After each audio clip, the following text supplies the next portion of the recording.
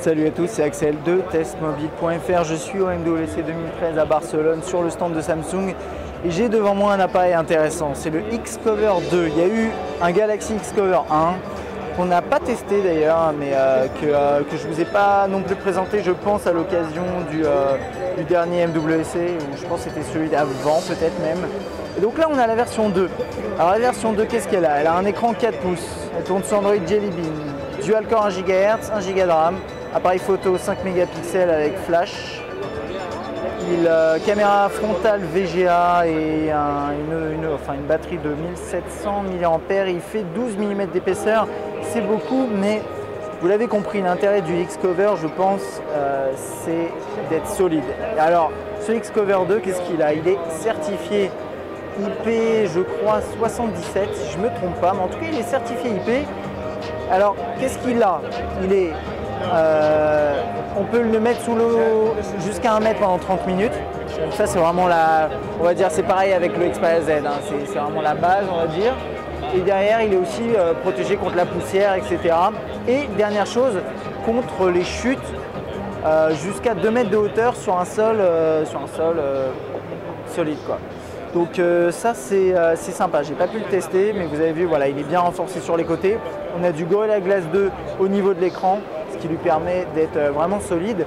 Et derrière, qu'est-ce qu'on a? On a aussi une optimisation pour l'usage en mode très actif, sportif, etc. avec des boutons physiques, mécaniques, costauds. On a un bouton dédié pour l'appareil photo, ce qui est clairement une rareté chez Samsung, hélas.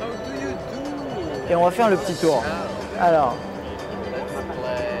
on a l'écran 4 pouces avec la caméra frontale, la sortie ici, un petit design vraiment là en soft touch, un truc vraiment original. Moi je trouve que le niveau design il est sympa, il est un peu gros mais sympathique.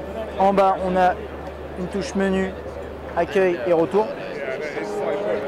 Un bouton dédié pour l'appareil photo, on-off verrouillé, déverrouillé. Et ici on a des petits reliefs qui permettent normalement de mieux l'agripper quand, je sais pas, quand vous avez les mains mouillées, ce genre de choses, c'est plutôt sympa. Micro USB et micro classique. Volume. Là je ne sais pas ce que c'est, je pense que c'est peut-être pour mettre une lanière ou à moins que ce soit un second micro. J'ai un petit doute. Sur le haut, on a un cache avec le jack 3.5. Et en fait, vous avez des caches pour tout, hein, puisque l'appareil peut aller sous l'eau. On m'a même dit qu'on pouvait filmer sous l'eau, comme par exemple avec un Xperia Z. Vous avez des caches qu'il faut bien fermer, bien entendu, si vous comptez le faire. À l'arrière, on a l'appareil photo 5 mégapixels et comme la batterie est amovible, vous avez un système de vis comme ça pour l'ouvrir et fermer, ce qui permet vraiment de garantir une étanchéité, une bonne étanchéité tout simplement, quoi. Ok, on va jeter un œil à l'interface très rapidement et moi ça me fait vraiment du bien de prendre en main celui-là puisqu'il est différent en termes de design que tous les autres, que le Yang, le Fame, le S3 Mini décliné en 5 tailles. Donc là on a un appareil vraiment original. J'ai pas pour l'instant de notion de prix ni de disponibilité, c'est vraiment quelque chose qui manque aujourd'hui chez Samsung sur ce stand. Mais on va jeter un œil à l'interface très rapidement. Android 4.1.2, on a un appui prolongé qui nous amène sur le multitâche avec Google Now, le tiroir des notifications avec différentes possibilités ici, là, un accès rapide. Je suis un peu étonné d'ailleurs de pas... Ah voilà, pardon. Et les accès rapides aux certaines fonctionnalités, notamment voilà, la luminosité, des pages d'accueil personnalisables avec des widgets que vous pouvez trouver ici. C'est assez fluide, il y a eu quelques petits coups de lag, mais globalement c'est assez fluide, hein, l'utilisation.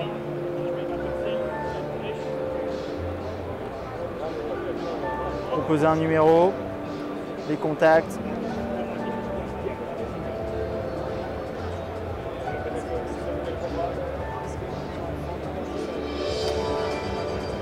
Le clavier, donc, qui est le même que sur le S3. Voilà. Si vous arrivez à bien le voir, désolé hein, pour l'autofocus de la caméra parfois.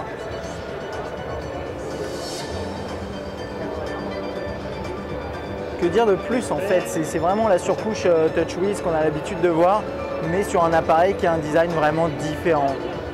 Avec S-Planner, le calendrier là, voilà, c'est plutôt agréable, sympa à utiliser. Regardez en lecture vidéo ce que ça donne, voilà, on a ça.